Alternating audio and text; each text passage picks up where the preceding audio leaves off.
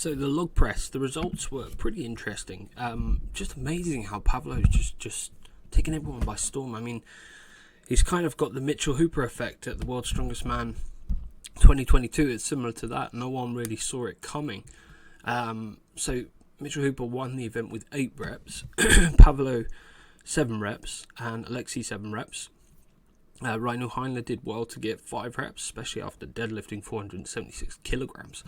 Gavin Bilton did really well to get 4 reps, and then Hicksy and to finish it, Adam Black, and Pato Dwyer, Ivan, Evan, and Shane, no reps. At this point, Evan Singleton had withdrawn. But yeah, it was quite interesting to see how well Pavlo did on this. I was shocked because I just thought he was good for the deadlift and the squat and the bench. I didn't really think he had it in him, but that's fantastic. Alexi did a great job considering the fact that he looked incredibly uncomfortable, like there was some sort of injury, whether it be quite minor or quite serious, I'm not sure. I believe it was his right arm, so I was impressed with that. And Rhino Heinler is a very good overhead presser, so I'm not surprised that he got at least 5 reps. He probably could have done better if he didn't deadlift 476 kilograms for event 1. He potentially could have won the event. So anyway, the log press, I think it was 150 kilograms, and they had about 75 seconds to do as many reps as possible. I didn't like the fact that they had to drop it on this this drop pad in the middle. Normally you have them both at the sides, right? One to the left, one to the right. Because what happened is some athletes were dropping it on that and it would bounce forward. And unfortunately for Mitchell Hooper, it bounced forward and took him he went with the log. He went flying forward. I don't know why they changed that, but look at the machine of Pavlo. He's just pounding these reps out, just like rapid gunfire. Absolutely fantastic. And then that last one, clean it up and press. Such incredible strength. I mean, he is going to go on to do pretty amazing things. So anyway, all in all, I thought the event was good. I didn't like the way the drop pad or drop mat, whatever you want to call it, was in the middle. I thought that kind of threw some of the athletes off and caused a little bit of a health and safety issue, especially when Mitchell Hooper went flying forward with the log, whilst I believe it was Pavlo maybe or Alexi, one of them was still going for reps. And let's say, for example, if they dropped the log and it went forward and hit Mitchell Hooper, it would have been a serious injury. So I think they need to change that and go back to the way it normally is, rather than this weird way of having the drop pad right in the middle and only using one. I didn't like that at all. I thought that was a bit of a health and safety concern. So after 3 events, Mitchell Hooper's only got 0.5 of a lead. Pavlo is hot on his heels. Alexi, not quite on form. This isn't the Alexian Overcov we're used to seeing. I think it's because he had an injury. And Hicksy did really well to be 4th after 3 events. Rhino Heinler just 0.5 off from Graham Hicks. And good old Gavin Bilton in 6th with 18 points. So far it's panning out okay. Let's go on to the next event and start talking about that. Favourite event in strongman and for the show. It's 30 kilograms. That's very heavy. The record is 1 minute and 6.55. You have to hold the hammer out forward, arms level and flat for as long as possible. So the reason why I don't like this event is, firstly, the athletes don't really enjoy it. The referees, it's a headache for a referee. Trying to give feedback to the athlete whilst you're in an arena. There's background noise, there's the noise from the commentary. You know, English is a second language to some of the referees, to the athletes. It's just logistically doesn't work. It's also not very entertaining because it's very amateurish, old school style strongman event that you'd see on a Sunday amateur strongman at the rugby club. This is Giants Live. They've got more than enough capital to invest in more innovative and entertaining events than a Hammerhold. A Hammerhold is a great event for an amateur strongman show where the budget is very low, but it doesn't make sense to have this at a big arena with thousands of people watching and thousands of people watching online as well. So I just think that this event should be a thing of the past. and just drop it from the international stage, because also normally only 20% of the athletes that attend these shows actually end up being proficient at this event. Most athletes struggle with it because it's a bit of an event, and it's something that an event you don't regularly train for on a weekly basis. You only really start to train for it when the show starts, when you find out what events are on the show. Then you see that you've got the handhold, you go get yourself one from Rebel Strength and start practicing with it. So I just think, just get rid of it, stop it, please stop it. It's a shitty event for Giants Live. So the results were quite interesting. No one broke the record, no surprises. Mitchell Hooper did the best with it by about 4 seconds. Graham Hicks, I was surprised actually. I thought he'd win this event quite comfortably. He's got humongous front deltoids.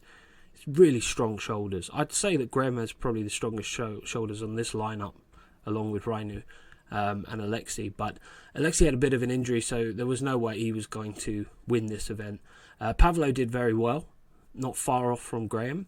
I'm sure with more experience we'll see him winning this event and winning all the events. Gavin Bilton did well to get 39.78.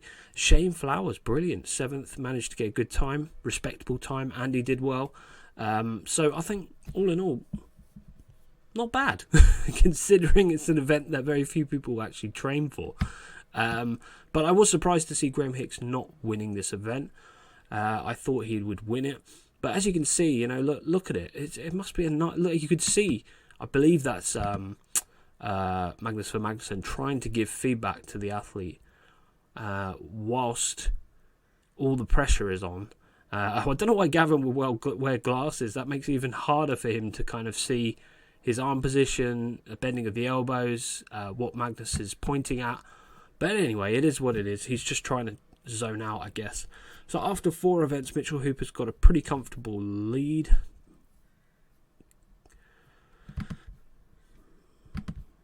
So the final event is the Castle Stones. I love the Stones events. I think it's a great way to finish a World's Strongest Man show, or a Giants Live show, or Europe's Strongest Man, whatever, Britain's Strongest Man.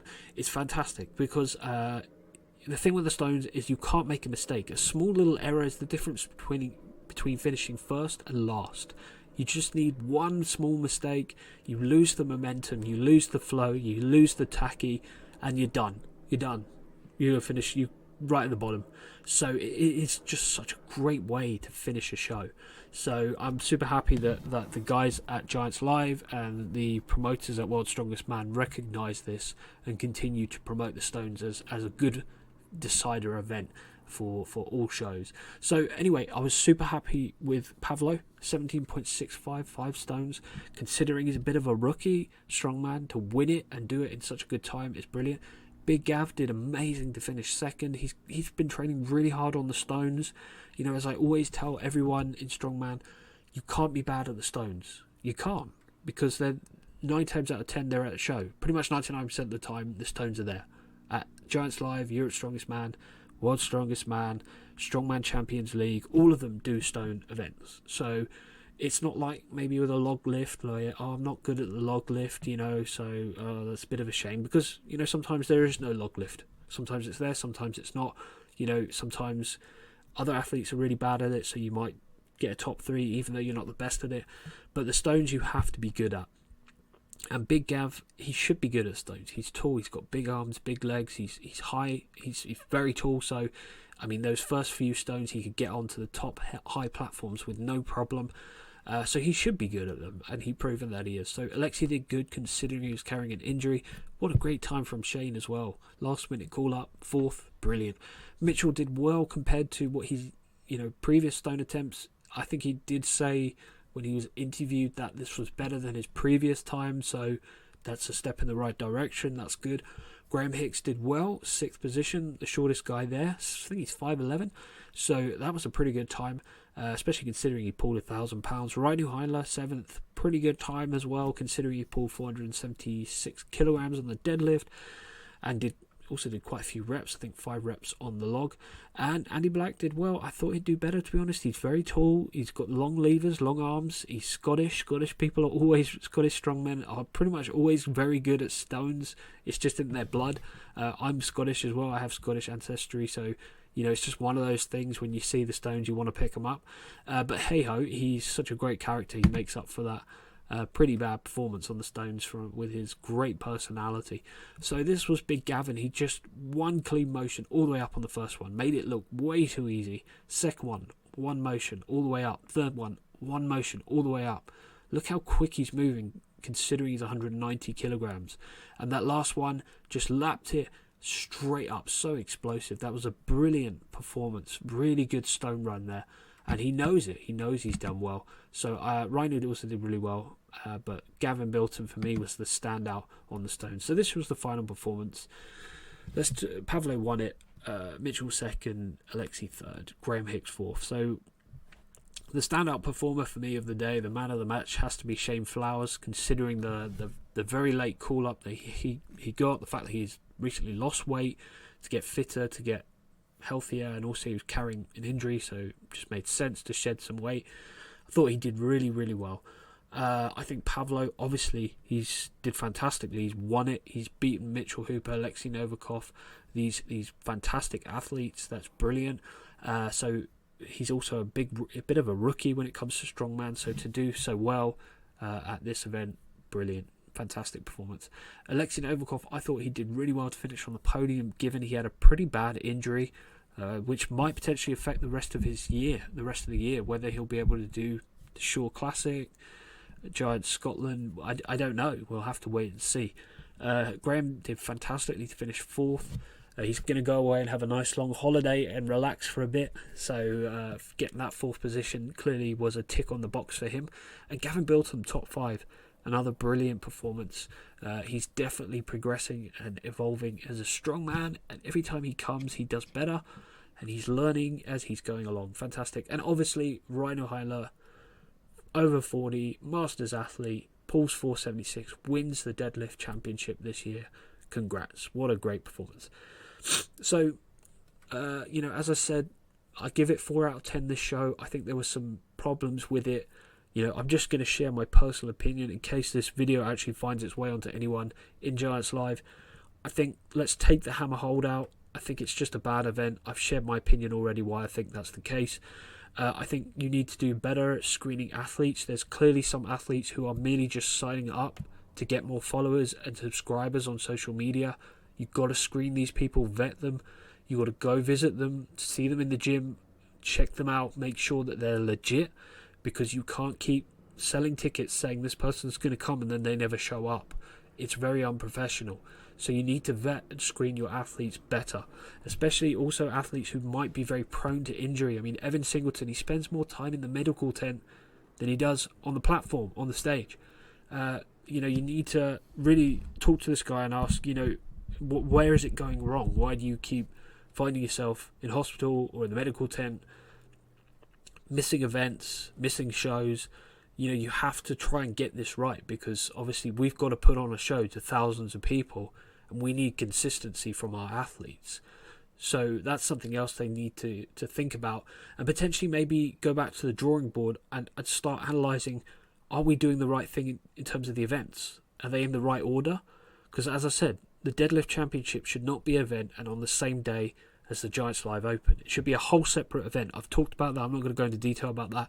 That shouldn't be the case, because all the athletes were cramping. They looked tired, fatigued, looked like their central nervous system was fried by the time they got to the second event. So we were only, 2 events in, and everyone looked wrecked. That's clearly a no-no. That's clearly a big error. These are the best of the best in the world, some of these guys.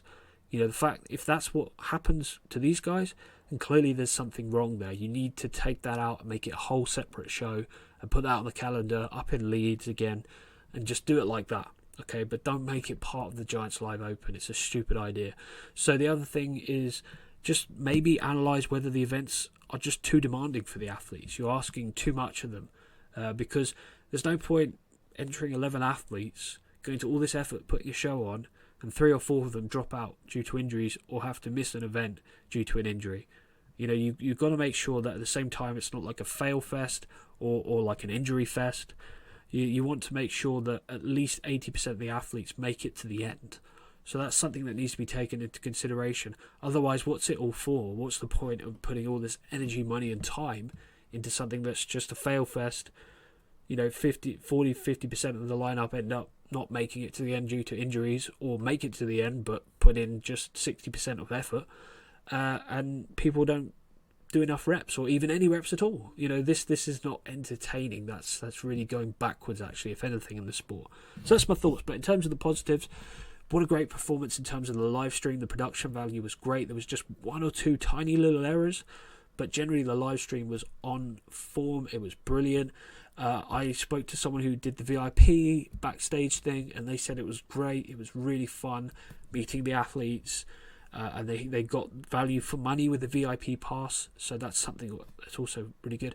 I thought generally it was great, a pretty good choice of athletes in terms of Pablo, Graham Hicks, Gavin Bilton, Heinler. I thought Shane Flowers. I thought this was great. There was some really good athlete choices on the lineup this year. So there were some positives, but over the overall negatives, unfortunately. This wasn't as good as the Strongman Classic. Nowhere near.